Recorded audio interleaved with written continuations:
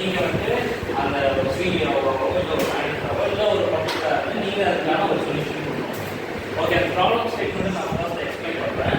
Tesla வந்து 2016 ஒரு model 3ங்கிற ஒரு கார் ரிலீஸ் பண்ணுறாங்க. அதுக்கு முன்னாடி வரைக்கும் மாடல் எஸ், மாடல் எக்ஸ் மட்டும்தான் ரிலீஸ் பண்ணிருந்தாங்க. இது வந்து Tesla full and fully EV car, full and full battery, எல்லாமே ஆட்டோமேட்டிக்காக இருக்கும். அதுக்கு ஃபீச்சர்ஸ் எல்லாமே ஆல்ரெடி ப்ரோக்ராம் பண்ணி வச்சதுனால தான் இருக்கும். ஸோ இப்படி இருக்கிற அந்த ஈவி கார்ஸ்க்கு வந்து டிமாண்ட் அது ரொம்ப ஜாஸ்தியாக இருக்குது. ஆனாலும் இந்த டெஸ்லா வந்து மாடல் எக்ஸ் அந்த மாடல் எக்ஸ்ங்கிறதுனால இது மட்டும் தான் இருக்கிறதுனால அந்த அளவுக்கு வந்து சேல்ஸ் நல்லா இருக்கு. அதனால இவன் என்ன பண்ணாருன்னா ஃபர்ஸ்ட் டைம் மாடல் 3ங்கிற ஒரு கார் அனௌன்ஸ் பண்ணுறாரு. இது வந்து ஒரு lower class and middle class பீப்புளுக்காக கிரியேட் பண்ணப்படுறாங்க. இது வந்து லக்ஸரியாகவும் இருக்கும், அதே நேரத்தில் அஃபோர்டபுள் ப்ரைஸ்லேயே இருக்கும். ஸோ இந்த கார் வந்து லான்ச் பண்ணுற அந்த அனௌன்ஸ்மெண்ட் கொடுத்த உடனே 5 lakh கார்ஸ் வந்து ஆர்டர் வந்துருக்கு. ஸோ இப்படி இருக்கும்போது டெஸ்லா வந்து அந்த டைமில் அந்த அளவுக்கு நல்ல ஒரு பெரிய கம்பெனி இல்லை, அவங்களுக்கு தேவையான ஃபண்டும் அந்த டைமில் இல்லை.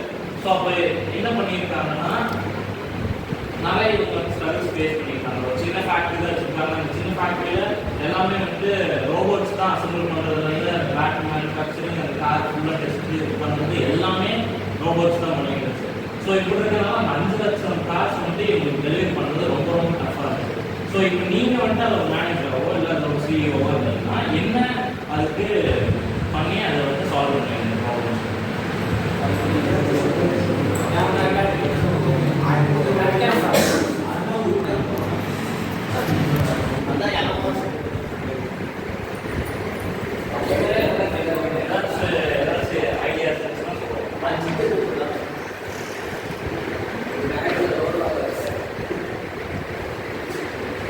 ஸ்டூடெண்ட்ஸ் இப்போ எல்லாருமே வந்துட்டு லிசன் பண்ணீங்கல்ல என்ன கேஸ்ன்னு சொல்லிட்டு. You can suggest your opinions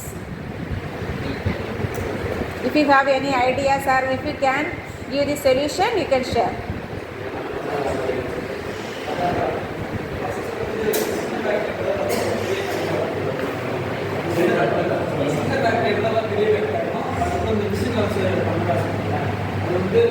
காசு கம்மியாக பண்ண மாதிரி இருக்கும், டைம் வந்து கம்மியாக டைம் கூட இருக்கும். இதே வந்து ஹியூமன் வச்சு பண்ணலாம், டைம் கம்மி பண்ணலாம். அதேமாரி காரும் நீங்கள் எக்ஸ்டெண்ட் பண்ணலாம்.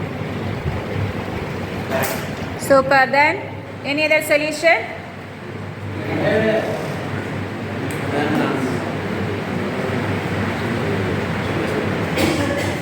இல்லை கஸ்டமர்ஸ் கிட்ட இன்னும் அட்வான்ஸ் பண்ணுவோம். அதுக்கப்புறம் வந்து அதுக்கப்புறம் அவங்க இன்வெஸ்ட் பண்ணுவாங்க. அந்த ஃபேக்ட்ரி அதுக்கப்புறம் அவங்க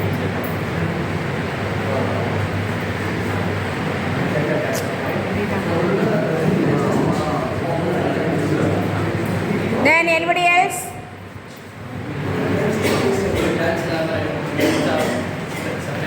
அதில் நம்ம டிஃப்ரெண்ட்டாக ஒரு மாடலுக்கு ஒவ்வொரு பிரான்ச்சாக யூஸ் பண்ணி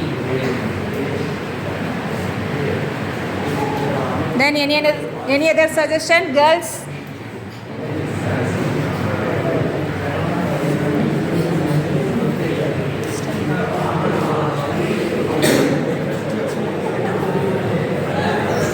Then Dave, Sanjeev.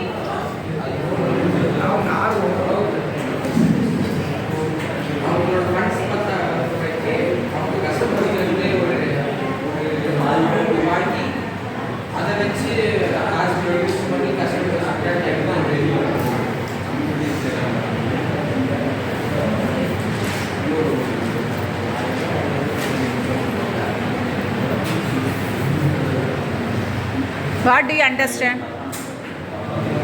Standard.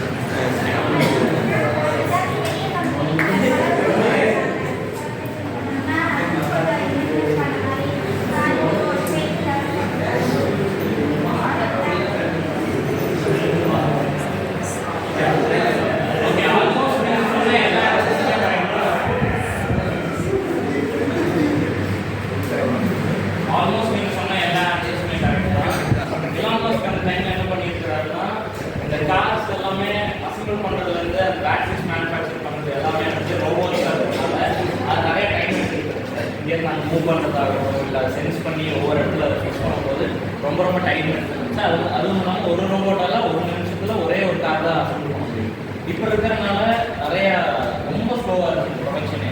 அதனால இந்த ரோபோட்ஸ் வந்து முக்கியமான விஷயத்துக்கு மட்டும் வச்சுட்டு மற்ற இடத்துல எல்லாம் எவ்வளோக்கு எவ்வளோ ஹியூமனை இன்வால்வ் பண்ண முடியுமோ அந்த அளவுக்கு பண்ணி ஒரு வாரத்துக்கு கிட்டத்தட்ட 5000 கார் மேனுஃபேக்சரிங் பண்ணுற அளவுக்கு வந்துருக்காங்க. அதுக்கு இவங்க என்னென்ன பண்ணியிருக்காங்கன்னா ஃபஸ்ட்டு ஃபுல்லாக ரோபோட்ஸை கொஞ்சம் முடிஞ்ச அளவுக்கு கம்மி பண்ணி ஹியூமன்ஸ் இன்வால்வ் பண்ணியிருக்காங்க. அதுக்கப்புறம் வந்து வேறு வேறு கம்பெனிஸ் கிட்ட இருந்தெல்லாம் சில இன்வெஸ்ட்மெண்ட் வாங்கி அவங்க வந்து அவங்களோட கம்பெனி அவங்க ஃபேக்ட்ரிஸை டெவலப் பண்ணியிருக்காங்க. அந்த அடுத்து என்னன்னா அவங்களோட மெயினான காரணம் மாடல் எஸ்ஏ மாடல் எக்ஸே வந்து அதிகமாக சேல் பண்ணுறதுக்கே ட்ரை பண்ணாங்க. ஏன்னா அதெல்லாம் வந்து லக்ஸரி கார்ஸ், அந்த லக்ஸரி கார்ஸ் தான் எங்களுக்கு அதிகமான மார்க்கெட் இருக்குது.